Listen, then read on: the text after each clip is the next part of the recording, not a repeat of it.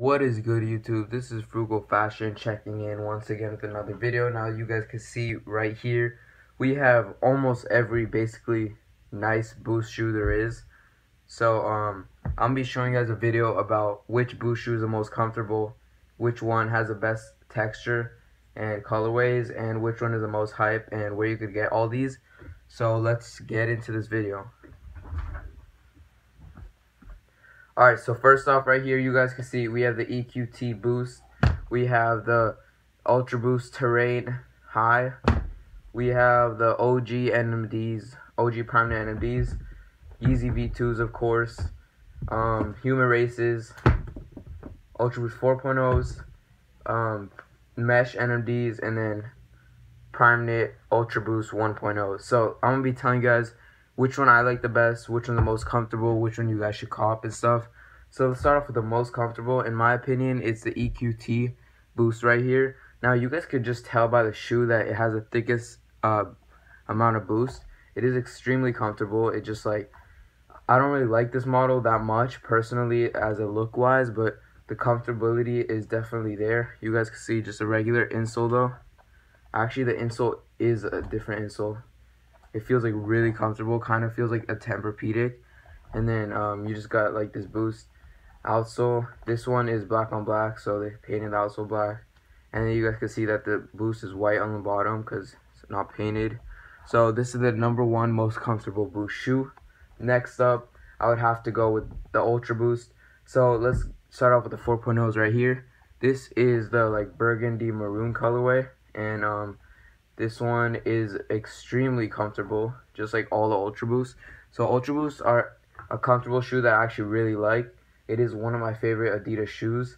So the difference with this and then the 1.0s, which are right here, is that the 1.0s have like a little bit different colorways and Prime Knit material. So one difference is that the 1.0s have a different back tab. This one is like kind of matte black with a nice texture, while the 1.0 just has regular plastic. The 1.0s also have mesh right here, while the 4.0s has Prime Knit over there. So insoles are pretty much the same. I put a replacement insole, which makes it even more comfortable. I put a Nike insole. And for the colorway, you guys can see the Prime Knits are kind of different. The 1.0 has more breathability, but the 4.0 has like a more tight Prime Knit, which could be good if you guys like it that way. So personally, the best colorways in my opinion are definitely 1.0s. I only rock with 1.0s. I only got this 4.0 for the video and to give you guys my opinion. But when the creams re-release next year, I'll be definitely trying to cop 1.0s. My first Adidas Boost shoe, actually second. My first was Pure Boost, but definitely one of the best. So Adidas Ultra Boost are #2 on the list.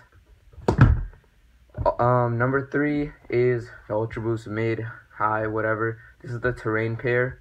It is not as nice as the just regular 1.0s because it does look kind of weird depending on how you wear it. And this tongue is really strange. Like you guys can see, you have that tongue right there, but then you have like this sock-like material on the inside. And also you guys can see there's 3 stripes right here for the Prime Knit. If you guys are wondering why I have an X on my hand, it's because I went to a raffle, and yeah, that's how they mark if you have a ticket or not. So this pair right here, released this year, it has a terrain bottom, same as the Human Race hiking shoes. So it is gonna be good for like outdoors and like hiking and walking and stuff, and it has good traction as well. So the Prime Knit material is a little bit thinner than the regular Ultra Boost 4.0 and 1.0, and it is a little bit softer as on the upper, but it's not as comfortable. I don't know why. Also has a matte finish, a matte tan finish on the back tab, so it's a little bit different than what you're usually accustomed to with Ultra Boost.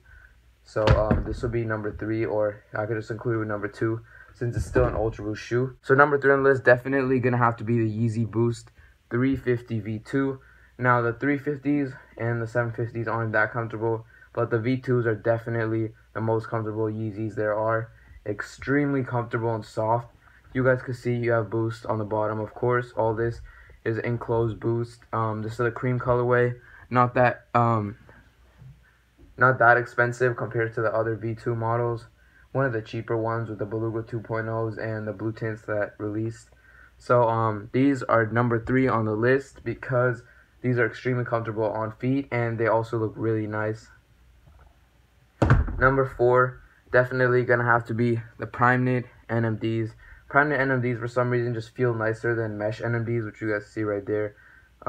I kept these in really good condition, just a little bit dirty on the bottom because I wore them a few times, but I'm planning to keep these looking nice and stuff because my mesh NMDs, I beat them up. They have like scratches, scuffs, everything on it. So these are really comfortable, nice comfortable upper. Go true to size or half size down with your Prime Knit NMDs.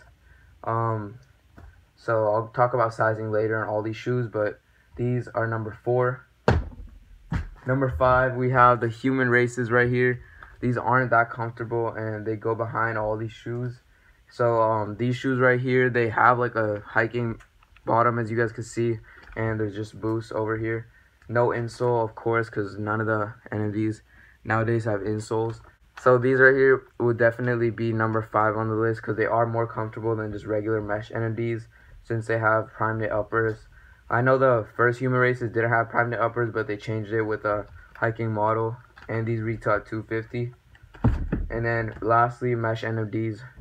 Out of all these shoes, they're not as comfortable, and they're a little bit like just, I don't know, the silhouette's nice. It just, the inside is not comfortable at all, and this mesh material is very like thick and it doesn't stretch as much, which is why I would go half size up with those. So let's talk about sizing and pricing. So these EQTs right here, they retail for around like 150 to 170, and they fit like, I would go half size up in my opinion.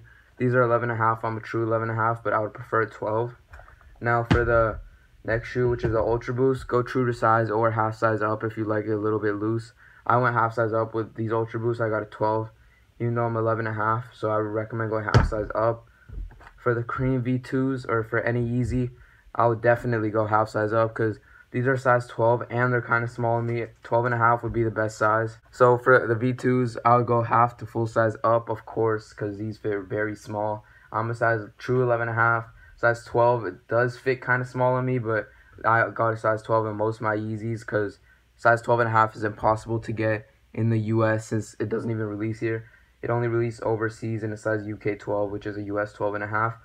So 12.5 would be the best size for me, but I got a 12. You could go your true size if you like it really snug. You can always take out the insoles and then it would fit you. So that's another thing to do. If it's ever too small for you, take out the insoles, it'll fit perfectly. So go half size to full size up on these. Prime Knit NMDs, go true to size.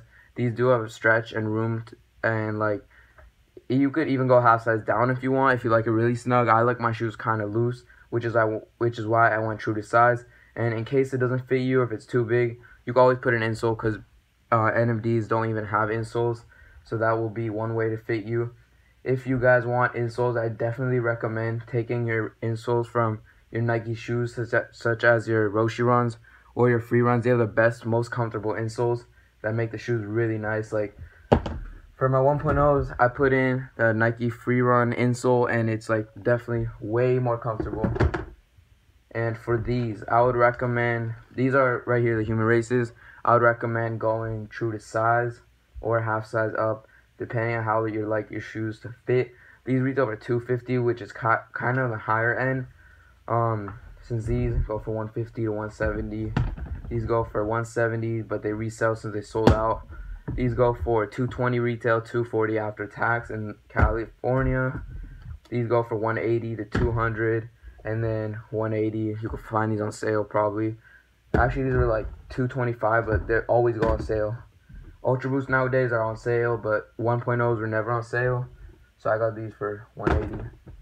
And these, of course, 110. So in terms of pricing, it depends how much you want to pay. Like most of these shoes right here are twice as much as this shoe right here. You're basically paying for quality. The mesh NMDs aren't as good as the other ones, which is why they're the cheapest.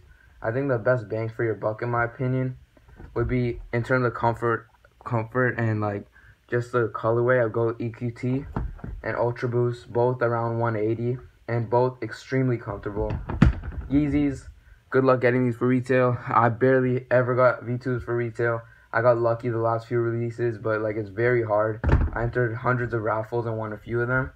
And then these 180, kind of comfortable. I definitely like the silhouette a lot better than the mesh NMDs, so I would go with these as well. This shoe right here, do not get it. It's $250, most expensive shoe on this list.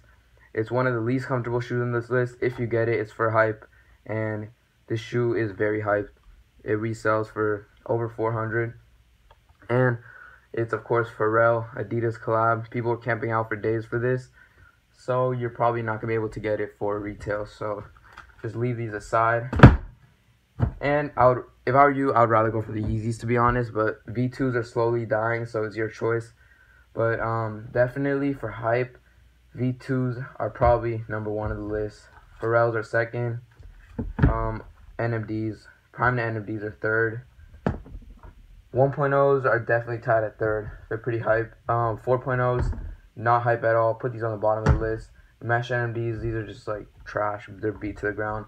You could probably find them on Go for pretty low. And these are sitting at every single store in America, so they're not hype at all.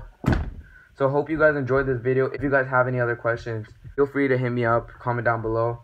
Like this video if you enjoyed, and subscribe to this channel for new weekly videos. So that's pretty much it. This is Frugal Fashion, checking out, and peace.